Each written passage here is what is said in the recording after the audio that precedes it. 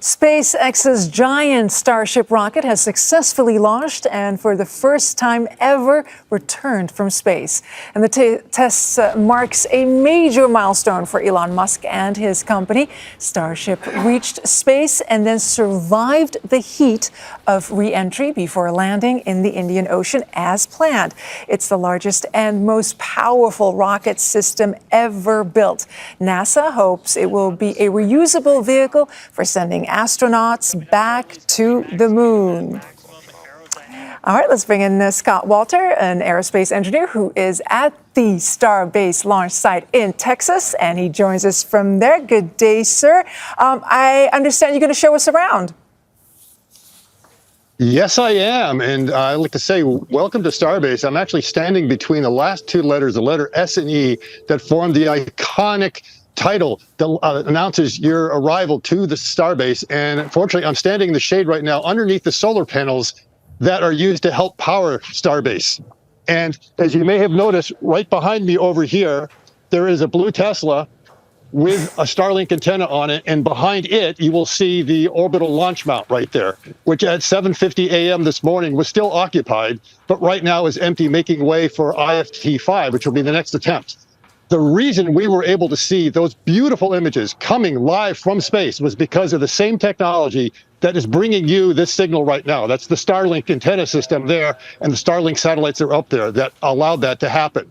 So, as you mentioned, it was the first time they were able to successfully bring it in. They were not sure they were going to be able to make it all the way through. They thought it was probably going to break up, but it made it all the way down to the ocean with a soft landing. But more important, the booster, also a few minutes before, did the exact same thing. It was a perfect stage separation, a beautiful view of the hot stage ring just kind of drifting off into space, almost like it was being deployed as a satellite. We could see the grid fins were operating exactly the way they were supposed to. And the Falcon, the Raptor engines lit up right when they're supposed to, 1 kilometer above the ocean surface. It came down, and I was on a boat with some SpaceX engineers, and one of them said, it did a flex. It was like just doing a power hover right over before it dropped in. They were so ecstatic. They believe that probably IFT-5, they're going to attempt to catch it on land this time. There's a strong possibility. And the reason that's possible is because of what's behind me here right now. As you can see, these are the buildings of the build site. And what you might see behind me right here, right now, are the new orbital mount that they're building. So you can probably see those sections there. You might even see a red heart on one of them. And if you read the red heart, it says, stack me. They cannot wait to bring this thing out to the new orbital mount site. Now, why is that important for IFT-5? Do you know why? Tell me.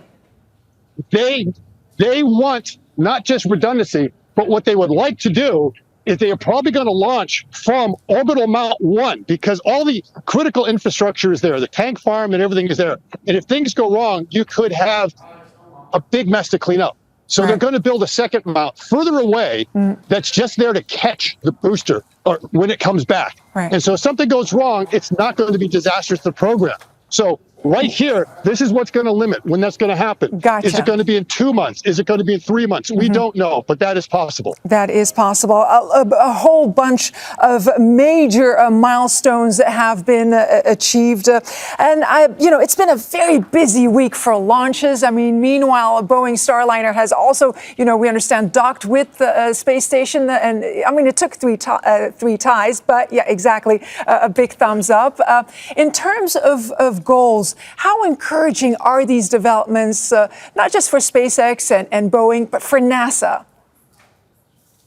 Oh, it's big for Artemis, because the SpaceX reusability is going to be key to the human landing system, to be able to refuel that, to be able to go back and forth between the moon. So it's critical we have these reusable rockets that can bring up the fuel they're going to need for being able to refuel in space. The last test launch, IFT-3, they demonstrated that they could do movement of fuel propellant from one tank to another. That had never been done in zero-G before, so that was demonstrated. They are confident they can do that. So this is absolutely critical. The other thing is there's a sense of urgency here at SpaceX. So all the engineers were told that when the launch was over, that they should come back to work by 11 a.m. Oh, wow. However, it was such a successful launch, they were all told, take the day off. Okay, so had things not gone 100%, they probably would have been in here going over the data to find out what's wrong. But as far as everyone's concerned, it's 100%. The only fly in the ointment is you may have noticed that right at liftoff, one engine was out. That was not a RUD, what they call a rapid unscheduled disruption, but it was probably some parameter was not quite right, and the computer decided not to risk it and did not let that engine go up, because they can have 3 engines go out and they can still safely launch. So that was not a problem. No. They were able to hit every single milestone they wanted on the way up, and most importantly, on the way down. On the way down, because that, of course, is the brave new territory that's been broken here. Scott Walter, thank you so much for showing us around, breaking it all down, and congratulations to the entire team on this remarkable achievement. Absolutely, and thank you.